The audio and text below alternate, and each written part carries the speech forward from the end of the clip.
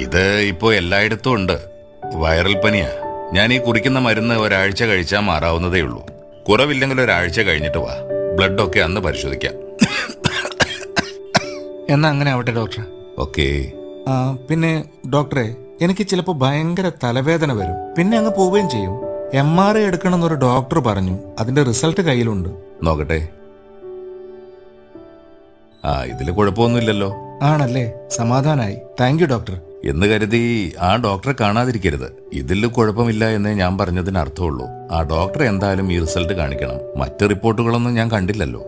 അദ്ദേഹം കാണിച്ച ആ റിപ്പോർട്ടിൽ കുഴപ്പമൊന്നും കാണില്ല. പക്ഷെ ആ ടെസ്റ്റ് ഏത് സാഹചര്യത്തിലാണ് ഒരു ഡോക്ടർ നിർദ്ദേശിച്ചത് എന്നും ഇതുകൂടാതെ മറ്റു വല്ല ടെസ്റ്റുകളും ചെയ്തിട്ടുണ്ടോ എന്നൊന്നും പറയാതെ വെറുതെ ഒരു റിപ്പോർട്ട് മാത്രം കാണിച്ച് എനിക്കെന്തെങ്കിലും കുഴപ്പമുണ്ടോ എന്ന് ചോദിക്കുന്നത് ഒരു നല്ല ശീലമല്ല. രണ്ടാമതൊരു ഡോക്ടറുടെ സഹായം തേടുന്നുണ്ടെങ്കിൽ തന്നെ മുന്നേ എടുത്തിട്ടുള്ള എല്ലാ റിപ്പോർട്ടുകളും കാണിക്കുകയും രോഗത്തെക്കുറിച്ച് വിശദമായി പറയുകയും ചെയ്താലേ ഫലപ്രദമായ തുടർ ചികിത്സ ലഭിക്കുകയുള്ളൂ.